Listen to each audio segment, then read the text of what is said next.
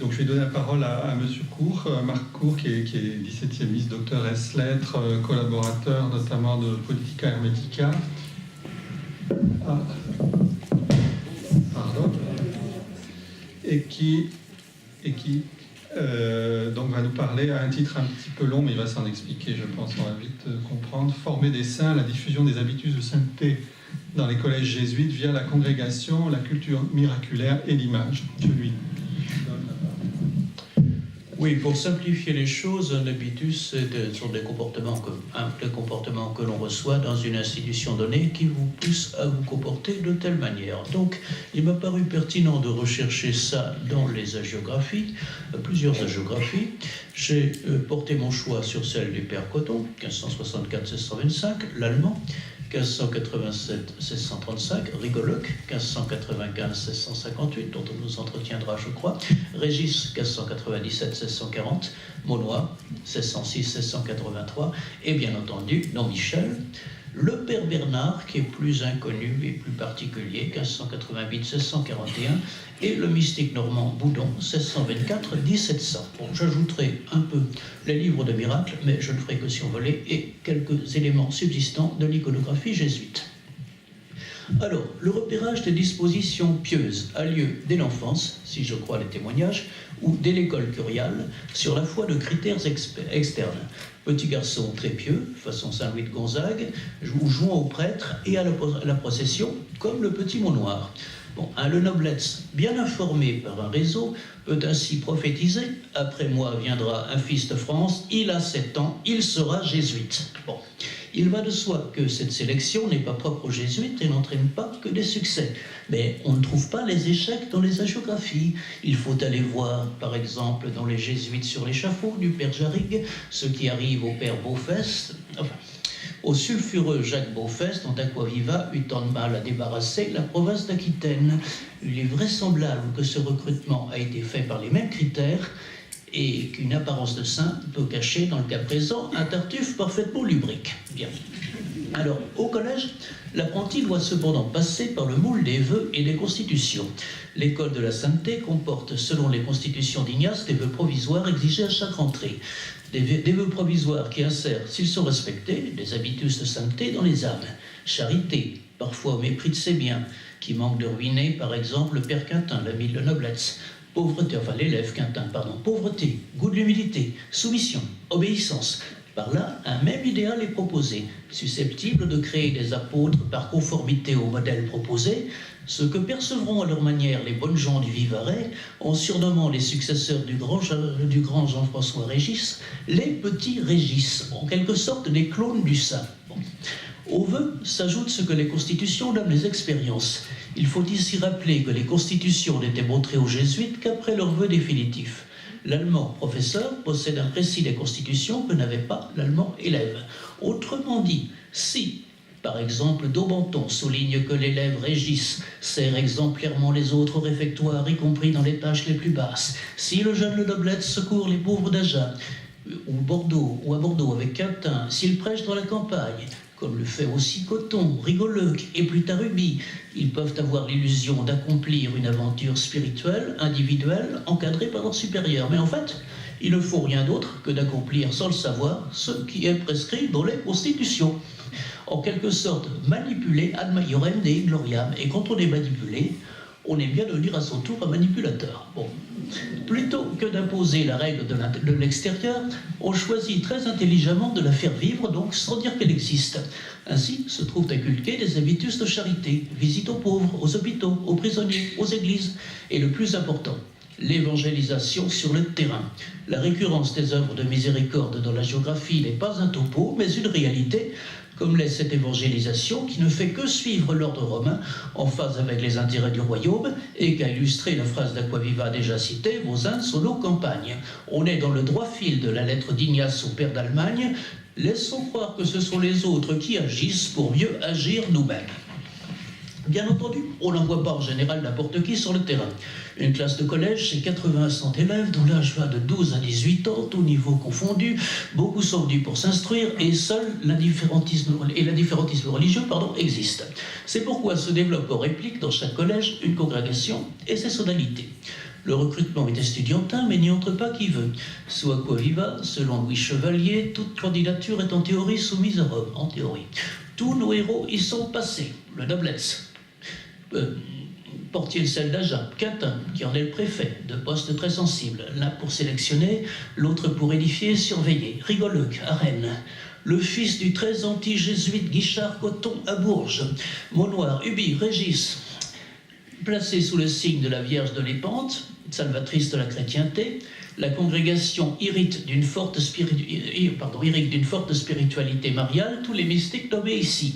Boudon, qui lui n'est pas jésuite, évoquera sans être démenti l'existence dans celle-ci d'un vœu d'esclavage à la Vierge. Et l'on sait que le Noblesse accomplit un pèlerinage votif dans un sanctuaire marial tenu secret. On sait aussi l'importance qu'ont pour lui les visions mariales. La congrégation, c'est aussi des raisons qui durent.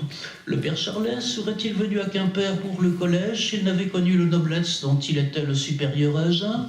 La correspondance lui-même avec les professeurs Lajarige, Gabriel de la Porte, probablement la même cause, mais en retour, il faut obéir. Est-ce que parce que Quintin est son ami, c'est la version de la géographie, ou bien est-ce parce qu'il a été son préfet que le Noblesse va suivre Quintin ou dominicain Morlaix pour tenter d'y introduire périlleusement la réforme récente de Michaelis? Et Quintin agit-il lui-même seul dans cette affaire? L'amitié n'empêche pas le respect de la hiérarchie entre deux personnes, surtout à l'époque. Bon, de ce milieu doit procéder le mystérieux Charles Louette, qui surgit on ne sait pas trop comment, puis qui va disparaître soi-disant nommé évêque de Canterbury. Ce personnage qui vient à point pour sauver la mise de le Noblesse et de Quintin après leur piteuse aventure est peut-être issu, selon mes recherches, d'une pieuse famille d'Europe. Bon, ben, enfin, il y a une sorte d'amalgame assez curieux. Dans les congrégations, la culture de la sainteté suppose la perfection. Pour atteindre ce but, on se fustige beaucoup. Pratique destinée à dompter son corps et qui n'a de sens, selon l'abbé Thiers, en fin de siècle, qu'accompagnée de jeûnes et d'interdits alimentaires. Bon. Elle fait de l'homme de Dieu une sorte d'athlète paulinien. Le verset, repris par le Noblesse, mais ils l'ont tous repris. Tous sont admis à se disputer la couronne, mais un seul emportera le prix, sautant cette pratique dont des variantes sont connues, comme se rouler dans un buisson d'épines, ça c'est Saint Ignace de Loyola et quelques autres. Saint Michel de Noblesse aussi dans Verjus, pardon, Michel de Noblesse, on n'a pas franchi la canalisation. L'émulation est entretenue dans la sodalité avec de puissants exemples, dont la traduction française de la géographie de Cipriani concernant Saint-Louis de Gonzague. Dans ce monde paulinien qui se veut l'inverse du monde impie, les termes de boucherie humaine employés à propos des mortifications de Jean-François Régis par son supérieur valent aussi pour Quintin qui fréquente à Toulouse la très fustigatrice congrégation Saint-Jérôme des Pénitents Bleus. Là, c'est un record, on s'y fouettera jusque sous la Restauration. Le Noblesse, Rigoleuc et tous les autres. Il s'agit de former des modèles qui repoussent les limites de l'imitation christique. Plus profondément, la fustigation est investie de vertu spirituelle dans la mesure où elle est manière d'expier le péché d'autrui. Ici, on doit recourir à la vie de saint Thomas de Villeneuve, réformateur tridentin de l'ordre des Ermites de Saint-Augustin, évêque ayant à réprimander un ecclésiastique pécheur, et qui se fait d'abord donner une effroyable discipline, convoque l'incriminé, lui montre son dos sanglant et lui dit « Je ferai pire si vous continuez ». Bon, on peut y voir un témoignage de mystique à l'espagnol, mais faute de témoignage direct, c'est intéressant. Je ne serais pas étonné que cette dimension de l'habitus de mortification, employée par autrui pour empêcher le péché d'autrui, ait été déployée dans les collèges. Mais le collège a une fin. L'intéressant, c'est que la congrégation exporte son enseignement reçu. Donc, le développement de la mémoire, inscrit en toutes lettres dans les constitutions de Saint-Ignace, et qui permet à le Noblesse de citer des années après, entre autres choses, un long poème sur l'amitié envers latin. Si Verjus dit ça, c'est pas pour mettre l'accent sur la performance mnémonique, c'est pour montrer que le Noblesse est encore quelqu'un qui a reçu l'enseignement de la congrégation et qui est parfaitement opérationnel à près de 80 ans. Bon. Les exhortations, lectures et instructions, comme on fait dans la confrérie de Notre-Dame, je cite, sont reproduites par l'étudiant Rigoleuc quand il passe ses vacances dans l'oratoire d'un ami et devant un public choisi. Les exercices de piété pratiqués dans la congrégation sont pareillement reproduits. Louis Chevalier cite le cas anonyme du sodaliste de Fribourg. C'est un étudiant d'une congrégation dont on ne sait par ailleurs rien. Le carnet retrouvé montre que toute situation est bonne pour penser à Dieu. Nous sommes à Noël, l'église est fermée. Ça le renvoie à l'errance de la Sainte Famille à Bethléem. Il fait froid. Bon, ça le renvoie à la souffrance des mêmes dans la nuit. On constate chez Don Michel la présence des mêmes procédés. Procédé de projection spirituelle dans la vie de Marguerite Le Nobletz. Douarnenez, où elle demeure, devient son Bethléem. Sa chaumière, peu luxueuse, je cite le texte, la crèche. Elle se cloître à heure fixe dans sa chambre parce que c'est le lieu d'annonciation. Y a-t-il du bruit à l'extérieur dans le port? Ça devient celui des Juifs s'acharnant contre notre Seigneur. Tous ces détails, joints à la spiritualisation du temps par un réveil matin du chrétien et sont symétriques pour le soir, il y a un texte de Le Nobletz qui s'appelle Le réveil matin du chrétien, ne sont pas des enjolivements ultérieurs, mais procèdent d'une solide piété congréganiste exportée. Si l'on ajoute que Don Michel est le directeur de conscience de sa sœur, on ne sera pas surpris, comme le dit candidement cette vie, que le démon prenne parfois pour Marguerite l'aspect du dit directeur ou de son confesseur. Donc, application d'exercices spirituels inculqués dans les collèges via la congrégation et chez tous même message. Vénération de Marie, pratique de discipline et de jeûne par mépris du monde, excès en cette matière regretté plutôt que dénoncé au soir de sa vie par le seul Le Nobletz. J'ai trop chargé la boutique. Insistance sur le symbole des apôtres, soit Marie, les apôtres, la messe, les trois piliers du Concile de Trente, et 2 points sur 3 du catéchisme, le troisième étant la messe, oui. L'unité de l'enseignement reçu et des pratiques issues de la congrégation crée l'unité mystique des futurs missionnaires. Encore faut-il frapper les foules. La compagnie choisit en ces années de privilégier l'image du chevalier chrétien cher à Le Nobletz. Lui-même, Quintin, Vincent de Meur, sans doute bien d'autres, ont leur devise, mais seules les 3 premières nous sont connues. Quintin avec Vaemi sinon evangelizavero, Le Nobletz avec Non erubesco nunciare evangelium Dei, je n'ai pas à rougir d'annoncer l'évangile de Dieu, et Vincent de Meur, déjà d'une autre génération, parler de Dieu ou se taire. C'est ce que quelqu'un appelait la tentation médiévale de la compagnie de Jésus. Recréer une sorte de chevalier chrétien, et là on voit très nettement devise, combat, etc. De même, on théâtralise le vœu de pauvreté pour qu'il apparaisse dans la société civile. Quintin refuse au dernier moment le banquet traditionnel de première messe. Il fait porter les vivres aux pauvres. Nobletz refuse la belle soutane qui s'en va vêtir un pauvre prêtre. Et il refuse aussi la faveur de Roland de Ville. À l'autre bout de la France, les frères de Jean-François Régis se comportent de la même manière. Ils le voient porter un mendiant et ils hurlent « Souvenez-vous que nous sommes gentilshommes », à quoi répond à Plouguerneau, le cœur des frères de Le Nobletz « Alas, albalandeus kemeret marreur », hélas, notre frère est atteint de la folie de Dieu.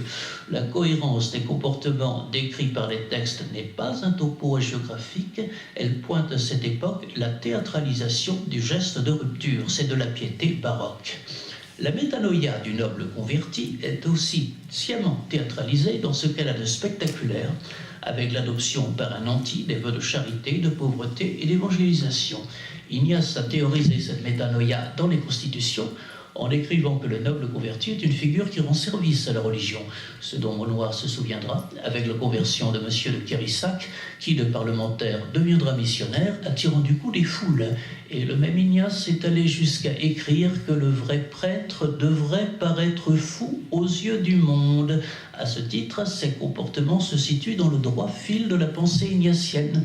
Il est fort possible que le surnom Arbelec folle ait été pris comme un compliment par Le Nobletz. Il ne sera pas le seul. Bernard de Paris dit le pauvre prêtre qui n'a pas sa solidité mentale, fascine et divise un temps avec ses extases de 3 heures en pleine messe, on est obligé de lui tirer sur le nez pour le réveiller, et ses sermons prononcés sous la dictée ou en l'absence de l'Esprit Saint. De méchantes langues disent qu'on va autant s'y édifier que s'y égayer selon les jours. Cette théâtralisation marche-t-elle toujours? Non, et là on se heurte à la vie réelle. L'affaire du tocsin à Douarnenez, par exemple. C'est les cartes qui échouent à Landerneau. Catherine Danielou qui s'entend dire par un esprit malin mais spirituel. Je sais que vous avez l'habitude de marcher avec un vieux fou qui s'appelle le Père Bernard et un plus jeune qui à dire « Écoutez-moi, bonnes gens, mon avis est que vous vous sépariez de ces deux insensés. Ceux qui marchent au collège ratent parfois à la campagne, passent moins aux yeux d'un public urbain et averti, non dénué d'humour. » Il y a aussi les ressources rhétoriques apprises au collège qu'un biographe tardif, Carlion, résumera dans sa vie de Briden, missionnaire contemporain de Louis XV. Tonner, émouvoir, édifier. C'est pas tout à fait hors sujet. On verra un mot noir sorti de collège, brossé à grand renfort d'ekphrasis un tel tableau du jugement dernier que, dit Beauchet, l'auditoire criera grâce. L'exploit n'est pas unique. Amis Picard a subi un sermon de cet ordre, peut-être de Quintin, qui a décidé de son dolorisme. Disons que ce sermon-tableau va devenir la norme, de Montnoir à Briden, de Briden au frère prêcheur fou de Barbet et à la fine parodie de Daudet dans Le curé de Pupignan. Bon. La culture de la sainteté se transmet aussi par les exercices spirituels qu'Ignace se proposait de donner dès le collège. Les hagiographies en parlent à mots couverts. Pour la noblesse, on dit qu'il fut mené par ses régents sur la voie de la grande crainte. Comprendre des méditations dirigées avec plongée dans les images de l'enfer, du purgatoire, du paradis, imprimant aussi à moule surnaturel intérieur commun aux esprits de l'adolescence à l'âge adulte, d'autant que ces pratiques sont redoublées par la contemplation des gravures, d'emblèmes, d'énigmes à déchiffrer. Il s'établit donc par l'image une certaine porosité entre ciel et terre qui fait que pour de jeunes esprits, tout devient signe. Le jeune Coton, en route vers son collège italien, croise 3 jeunes gens qui lui disent de ne pas se baigner à tel endroit. Il apprend plus loin que 3 jeunes s'y sont noyés. Il en déduit qu'il a vu leurs âmes. Adulte, Kerlivio rêve en emblème. Il voit une femme se noyer, entend une voix qui lui dit de la laisser faire, car l'océan figure ici l'amour de Dieu, et la femme qui se débat, la créature, qui ne veut pas être engloutie en lui. Emblématiques et scénographies sacrées sont vues au collège et autres points consolidés par des livres à gravure qui matérialisent le duo Angers-Desbons et en quelque sorte opère son intégration psychique. Les plus connus sont Les Chemins du Ciel, L'Ange Conducteur, dont la chapelle Saint-Michel offre dans le transept une belle transposition, ou à l'autre bout du siècle, La Dévotion aux Saints Anges de Boudon. Il procède d'une piété dionysienne que l'on peut voir à l'œuvre dans le journal de Pierre Fabre, contemporain et disciple de saint Ignace. Il est normal que l'ange soit là. Se structure ainsi une foi dans le surnaturel et le miraculaire, dont le traité du père d'Outremont, le pédagogue chrétien, peut nous donner une idée. Pourquoi lui? D'abord parce que les dates de l'auteur, c'est 1585, c'est 152, coïncident à peu près avec celles du père Le Nobletz. En ce sens, le pédagogue reflète son monde. Bon. La première française conservée 1637. Le succès de l'ouvrage n'en exclut pas l'antérieur. Le Dieu d'Outremont est le logos qu'on ne blasphème pas non plus que sa parole. L'auguste nom de Dieu qui fait rouler les cieux sera mis en risée par des hommes de néant et de poudre sans que personne s'en ressente et l'on croira que ce n'est rien que ce crime. Comment est-ce que le ciel ne s'allume pas en foudre pour éclater sur ces têtes maudites? L'ouvrage repose sur un exposé et des exemples sous forme d'histoire. Elles mettent en scène le faux serment, le blasphème et son châtiment exemplaire dans l'autre monde. Sous-jacente, l'analogie royale. Blasphémer, c'est commettre un crime de lèse-majesté envers un Dieu qui est aussi un roi de justice. Offenser Dieu, c'est offenser le roi. Et inversement, vouloir l'accueillir implique se purifier. Ceci rejoint Don Michel. Si un très grand roi de France vous avait mandé qu'il irait dans votre maison, vous tâchez bien promptement à balayer, purifier, nettoyer toute votre maison, puisque vous feriez diligence pour ce roi terrien. Pourquoi ne porteriez-vous pas la même diligence à recevoir le roi céleste qui veut loger en votre cœur? Il faut donc tout purifier et nettoyer de toute ordure et saleté de péché. Il faut purifier son cœur. On est dans l'univers chevaleresque du noble cœur, du Dieu roi, du roi fondé de pouvoir de Dieu, que l'élève Corneille saura si bien traduire de Polyocte à l'imitation de Jésus-Christ, et que le courant libertin, parfois issu des mêmes écoles, s'emploiera à démolir. Cette réflexion sur la mauvaise parole trouve son pendant dans l'habitus de la bonne langue, où le géographe de François Régis proscrit le blasphème et exalte le silence prudent. Il est précédé en cette voie par un cahier perdu de Le Nobletz, mais dont on a le titre « Instruction aux personnes dévotes pour se former au péril et voie de la langue ». Bon, je passe sur les habitus d'intercession, de raison, de prière, ou j'ai encore le temps? D'accord, alors c'est grave. Les habitus d'intercession, de raison et de prière créent, quand ils ne déséquilibrent pas l'individu, une piété dynamique, magique, où le monde des vivants influe sur celui des morts. D'outrement, les âmes peuvent être aidées par les suffrages des vivants, à savoir sacrifices, oraisons, aumônes, par d'autres œuvres et par d'autres œuvres de piété, ce qui peut toucher une âme celtique qui conserve le souvenir de l'Anaôn. Mais les larmes ne suffisent pas.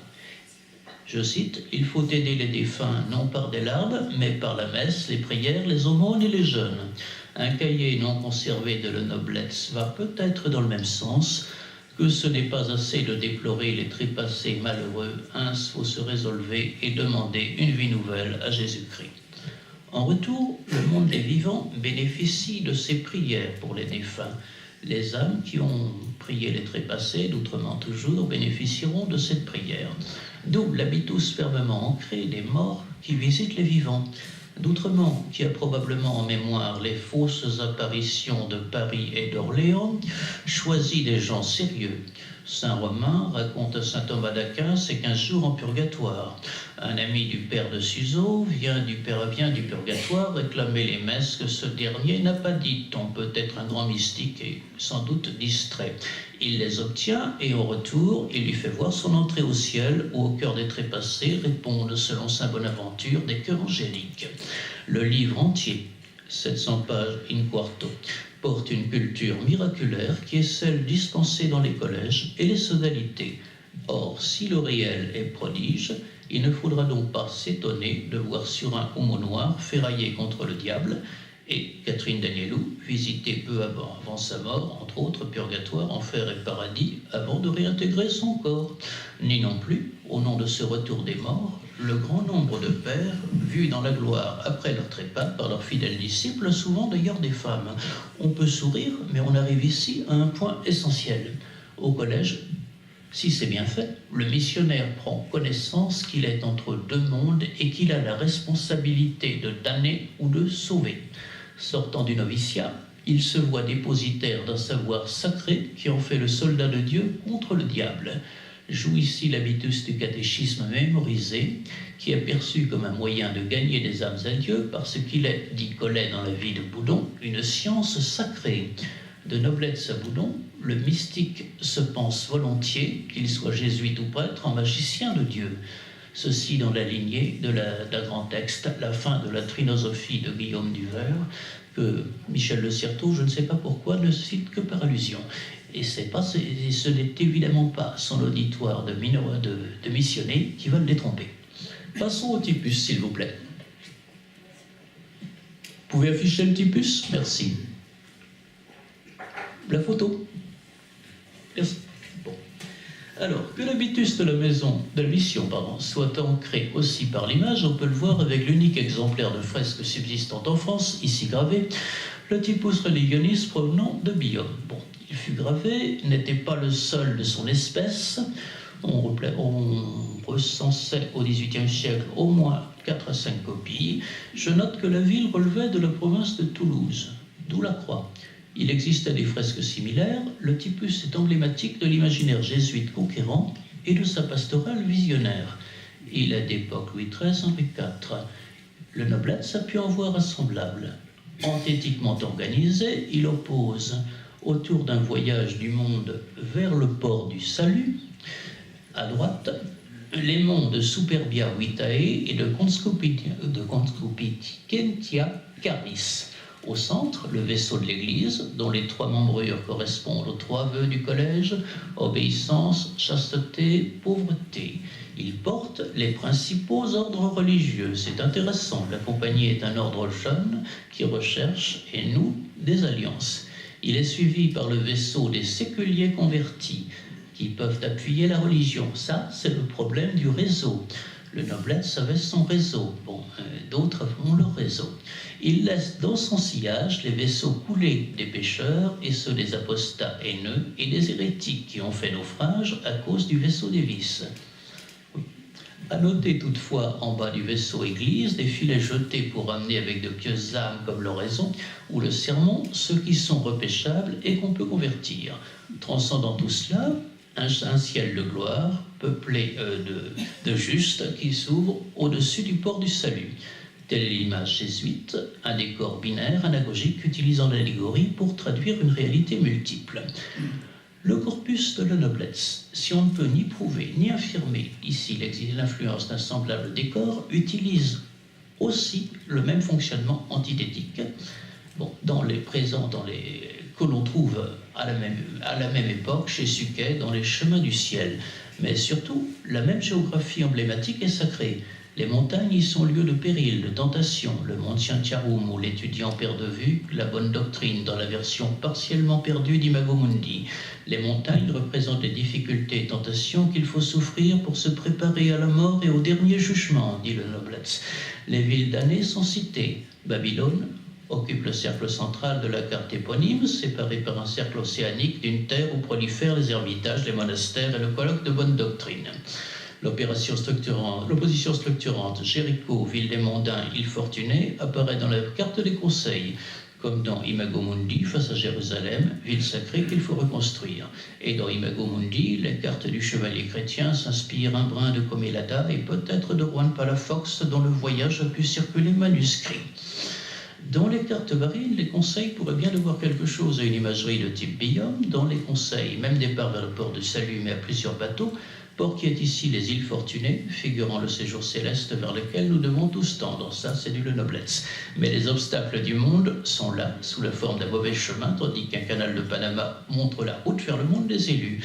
La flotte hérétique, repérable aux voiles latines, est comme à Billum, candidate au naufrage et désemparée. L'image joue sur de forts effets de réel, comme le golfe de la Mexique. Mais prendre le canal nobletien de Panama, c'est aussi se livrer à une psychomachie, aux concupiscences de l'honneur mondain, de la volupté du corps. La richesse transitoire, superbia vitale, doit céder à l'amour de pauvreté et l'humilité, l'amour de la mortification, sans oublier l'amour de l'obédience. On reconnaît là, pour un public extérieur, l'essentiel des vœux du tableau de Billum qui rejoignent, quel hasard, les vœux de la congrégation. Seule différence, les bancs de tentation et d'illusion diabolique, dont la fonction est de faire trébucher moins l'hérétique que le chrétien tiède qui vit une religion sans effort. La pratique du missionnaire précise les cibles et l'exigence morale. Il y a ici un aspect bernanosien qui vomit les tièdes.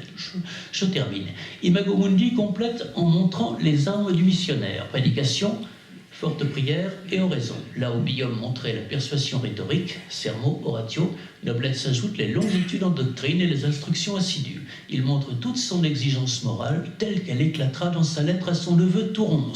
Il ne s'agit pas de former des prêtres, non, il s'agit de former des saints. Et ça, cela dépasse de très loin l'enseignement de la congrégation tel que je restitue ici.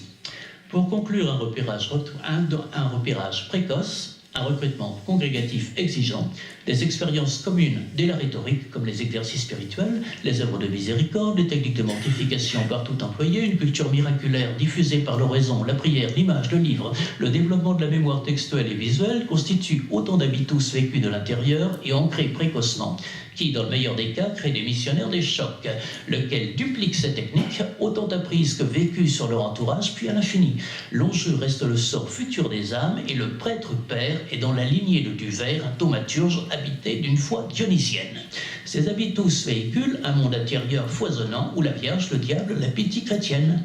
Figure qu'on pense à Adrienne Dufresne, consultée par Coton, qu'on pense à M. Ollier et à sa marchande de vin qui est aussi prophétesse, qu'on pense à Monoir avec Amis Picard et Catherine Danielou, tout cela joue un rôle, au prix parfois d'une rupture de la personnalité qui les gère. C'est le cas, par exemple, avec le Père Surin. Dans l'autre moitié du siècle, l'élan retombe, pour plusieurs raisons que je ne peux développer.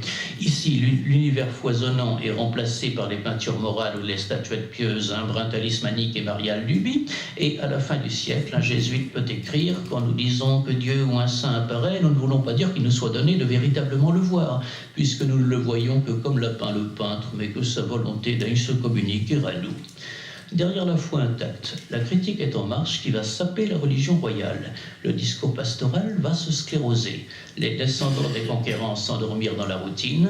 Le dernier mot prophétique restera au bon roi Henri, recevant les plénipotentiaires jésuites venant le remercier après l'affaire Châtel de la réouverture du collège de Pont-à-Mousson. Je m'émerveille que le pape ne nomme parmi vous ni évêque ni cardinal, car si l'ambition s'en mêlait, vous seriez perdus.